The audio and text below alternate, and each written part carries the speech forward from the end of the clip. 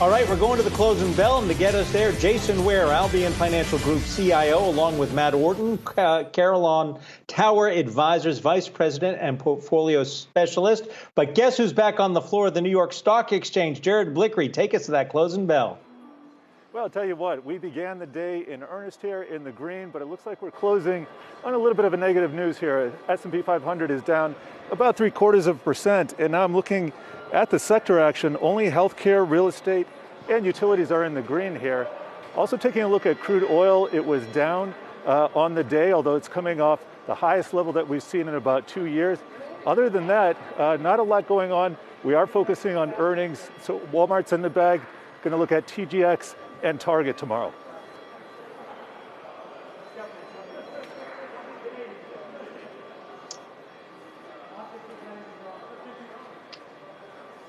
Jared, when we take a look at some of the bigger movers, I guess, in the market today, yes, retail is a huge story, but then when we're looking at some of the decliners, we have Chevron off just around over 2.5%, Caterpillar, one of those worst performers, Dow Inc. When we see a bit of the rotation out of the tech names that we saw this afternoon, I'm curious just to get your thoughts on it and what the traders on the floor have been saying today. Well, you know, I was talking with Keith Bliss about this the other day, and he's not expecting very much to happen throughout the entire summer. We had a buy signal on the Nasdaq last week, but on the S&P 500, not really seeing much above 4,200. If we get to about 4,300, 4,325, that would be an overbought signal, but doesn't think we're going to actually get there. You know, the Fed is on pause here. They're probably not going to make any waves for some time. Coming out of earnings season, not going to be a lot of catalysts. And I'll tell you what, it's a little bit slow here just because of obvious circumstances. But in general, we do see a lot of low liquidity during the summer as traders kind of head for the beaches. And we've seen a lot of that recently, guys. Hey, Jared, as we go sideways on the indexes, I want to point out that Tesla is up a little bit today, but there's news of a big short with Tesla. Do you think Tesla investors will brush that aside? Yeah, well, that short is really interesting. The most heavily shorted mega cap stock that we've had. And as we head into the closing bell, I'll say Tesla is at a critical level right now, guys. And finally, here's that closing bell on Wall Street.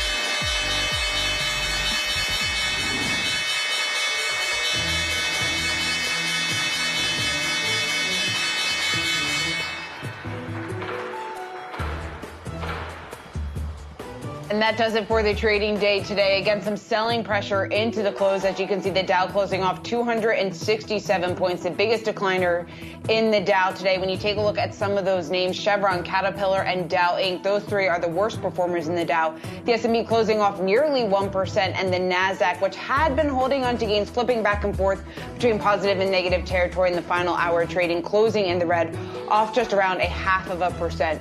Taking a look at the sector action that we saw today, bit of a mixed picture, although the majority of the sectors trading lower. We have energy, financials, industrials, and materials leading the way to the downside. On the flip side, though, real estate, healthcare, and it looks like utilities were some of the outperformers in today's market. We want to bring in our panel to get their take on the back and forth action that we saw today. We have Jason Ware and Matt Orton. Matt, first to you, just what do you make of it? Just the fact that investors kind of couldn't really wrap their heads, I guess, around what direction we wanted to head today.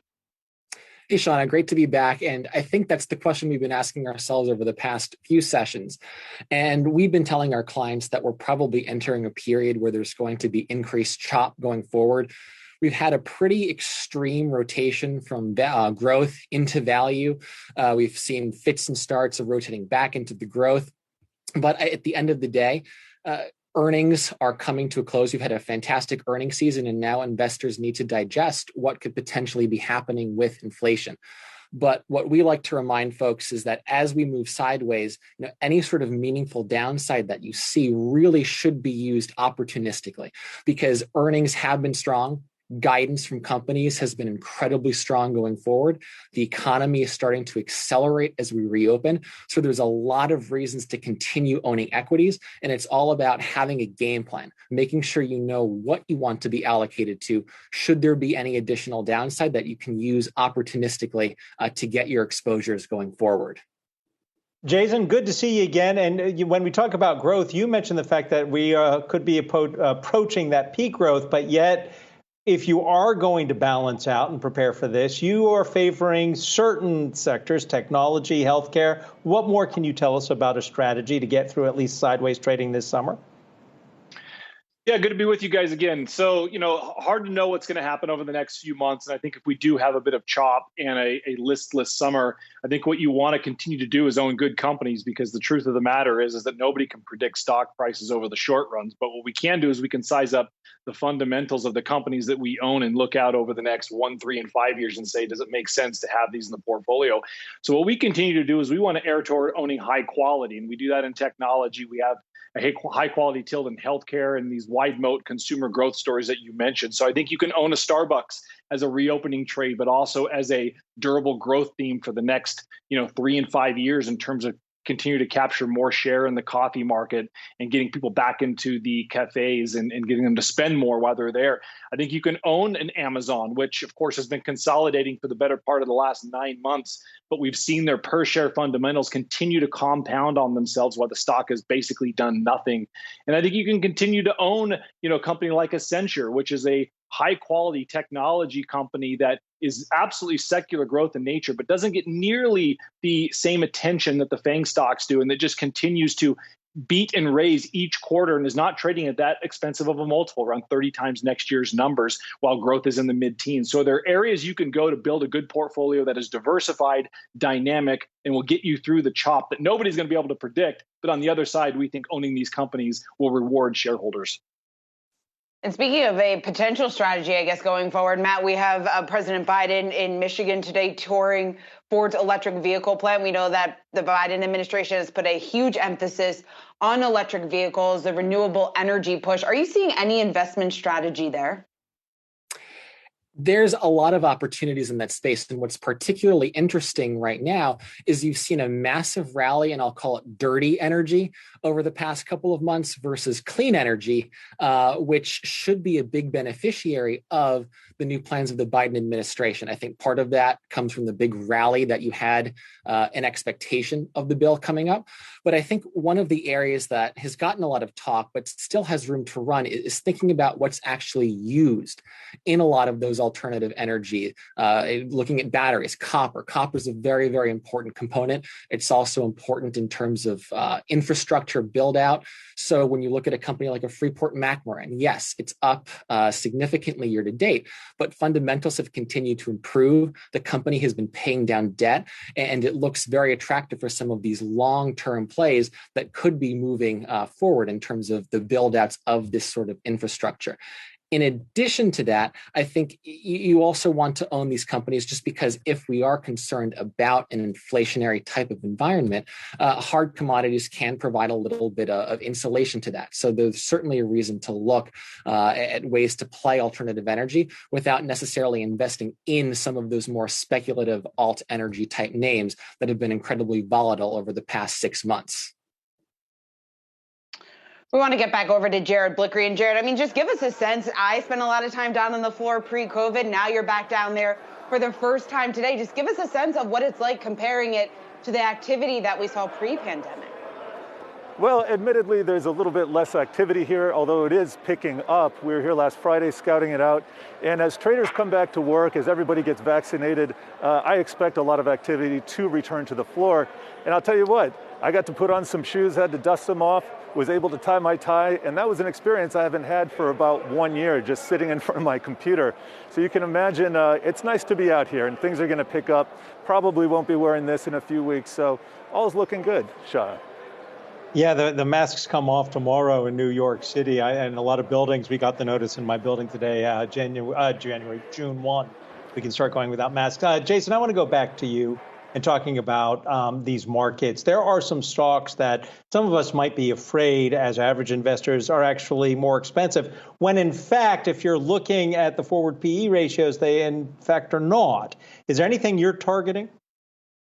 Yeah, I think that's right. So, we look at our portfolio in valuation cohorts. So we have a number of stocks that are trading just below or right around an S&P multiple, whether that's like a JP Morgan or a Berkshire or a United Healthcare that has great secular growth dynamics with their Optum business. Then up from there, you get into like the Home Depots and the Alphabets and Apples that have a mid-20s PE, but continue to have some really strong durable growth profiles, growing earnings, north of 20%. And then above that, there are valuation areas like Microsoft and Visa and Adobe that are trading at 30 times or a little bit more than 30 times. Again, not expensive in an environment where interest rates are still negative along a lot of the Treasury term structure, and that, if the Fed continues to remain accommodative for the next year or two, which we expect they will, is very supportive to a company that's trading around 30 times earnings that has, growth that's north of 20%, like a Microsoft and a Visa that are dominating their category. So I think there are ways that you can absolutely allocate your portfolio without overpaying and staying away from the frothy parts of the market. Believe it or not, Amazon is trading at around 50 times our expectations for 2022 earnings. That's pretty amazing given the fact this used to be a triple-digit PE stock. By the way, it's trading a little bit north of 3 times sales. They're going to do $500 billion in revenue this year. So, there are areas you can go where you can get growth without overpaying for it. Matt, what about housing? We had housing starts off just around 9.5% today. This has actually been an area that has certainly been a bright spot during the COVID-19 pandemic. How is the market looking at this? Because I think there's lots of questions out there as to when we start to see the housing market begin to cool off. It's a great question, and living down here in Florida, you've seen the housing market take off and just continue to be incredibly strong. And I think a lot of folks are wondering when and if does this end. But I think you've got to break the housing market down to the actual home builders, where there continues to be backlogs, and a lot of home builders are actually making delays and pushing off the amount that they're building because they just can't keep up with the demand and source the materials with what's available right now. But then you look at earnings like Home Depot, incredibly strong earnings, positive guidance going forward.